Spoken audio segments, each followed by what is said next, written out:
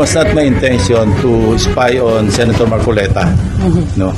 Ang talagang reason kung bakit pinahanap ko yung CCTV footage, para magkaroon kami ng clue kung sino yung pwedeng kasama niya na pwedeng mapagkilanlan, na pwedeng ipaabot sa kanya yung invitation through that person. Kasi nga, nawawala siya. How about Gutesa, sir?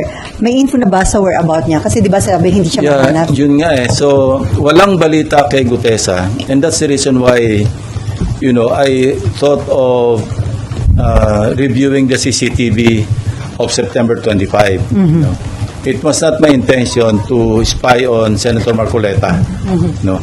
Ang talagang reason kung bakit pinahanap ko yung CCTV footage, para magkaroon kami ng clue kung sino yung pwedeng kasama niya na pwedeng mapagkilanlan, na pwedeng ipaabot sa kanya yung invitation through that person.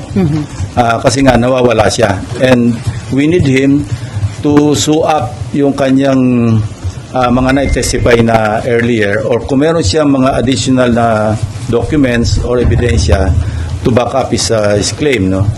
In his sinumpang salaysay. Naghahanap din kami ng magko-corroborate do sa kanya mga sinabi. In fact, no, si Senate President Soto was in touch earlier with Senator Bato de la Rosa. Because sabi ni Senator Bato, meron siyang dipresenta na magko-corroborate kay Gutesa.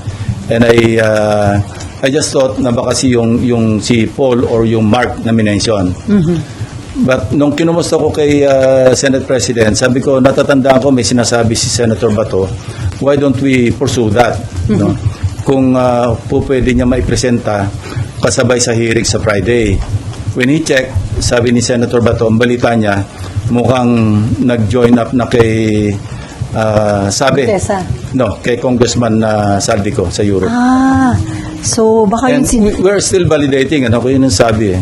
So madali naman yon. We will check with immigration kung meron talagang departure, assuming na they use their real names. Yeah. So sino po ba yun yung Mark and Paul, yung sinasabi niya na kasama niya na nag-deliver. Importante yun kasi what we need kay Gutesa, yung magko-corroborate, whether it's another witness or whatever documentary evidence na mayroon siyang hawak para maipakita niya. Otherwise, mere allegation by one person, parang maski sa korte, maski sa prosecution level, baka hindi mag-hold water.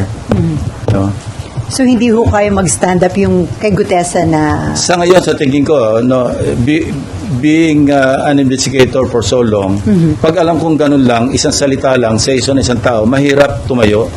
So kailangan natin ng magko-corroborate. Sa isang interview, sinabi nga ho ni Senator Rodante Marcoleta na nasa Chile na, yung si Mark ba o si... I don't know.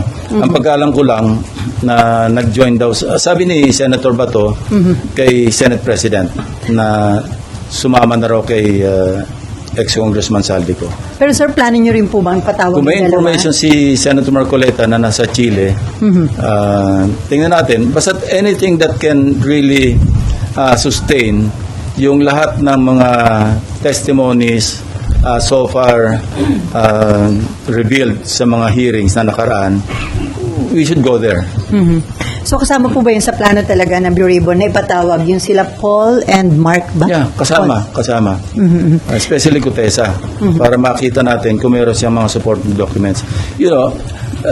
May mga talks na may pinagtatakpan, merong pinipili, hindi ganon.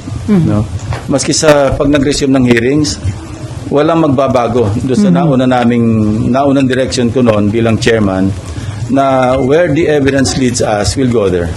Sir, kinu-question din ni Senator Marcoleta yung aligasyon na pineke ni Gutesa yung kanyang notaryo, yung notaryo dun sa kanyang sworn statement. Ang sabi niya, walang kapasidad si Gutesa para i-falsify ang notaryo. Nang-imbestiga rito, yung executive judge ng Manila, RTC. Hindi naman kami. Ang findings niya, kasi pinakorensik niya yung mga standard or specimen signatures ni Attorney Spera, kinumpare sa question document. Meaning, yung kino-question na sinasabing hindi niya pirma.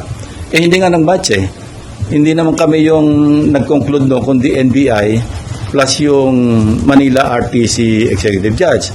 So we'll go by the findings. Now, kung ano man yung kiniklaim ng kung sino-sinong tao na hindi pwede mangyari, hindi magagawa ng Gutesa, again, balik tayo doon sa what is factual. So, just in case po na hindi mahanap si Gutesa, ang mga possible na humarap sa November 14, yung very important witness at yung mga nakadetain po dito sa Senate, sir. Yung mga hinahawakan na ng ombudsman at saka yung inimbestiga na undergoing preliminary investigation, kung ano yung kakulangan na pwede ma-contribute pa ng Blue Ribbon Committee sa mga hearings, pwede pa rin namin i-pursue. Pero kung repetitive na at naipadala na, kasi I remember when I gave flash drives kay Secretary Vince Dizon, ito yung pinanggalingan nito, yung dalawa kong privilege speeches. Binigyan ko yung acting ombudsman at that time, si acting ombudsman Vargas.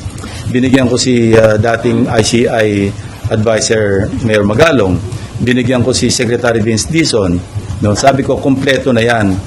Actually, pwede na ako mag-file ng kaso based on the evidence contained in those two privilege speeches. Kasi kompleto naman talaga yun videos, documents, yung mga falsified documents, yung pagkasingil, nagbayad, lahat nando naman na.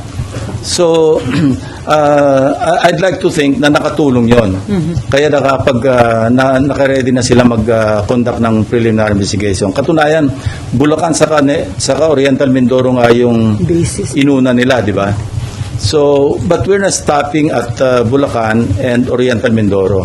Kasi pasok ng pasok lahat yung mga information. Kayo mismo sa media, di ba? Ang dami nyo na nakakaalap na ebidensya because people have become conscious at saka talagang naging diligent sila na sila mismo mag-gather ng mga ebidensya, video footages, lahat ng pwede lang maibahagi sa authorities, binabahagi nila.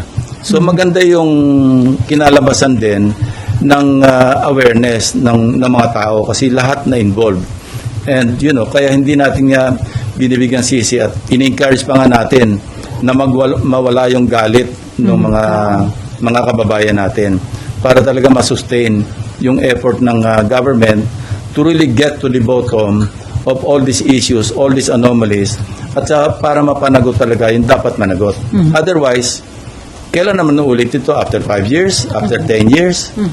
So, walang katapusan. It has become a vicious cycle. So, yun, we're there right now and we intend to continue.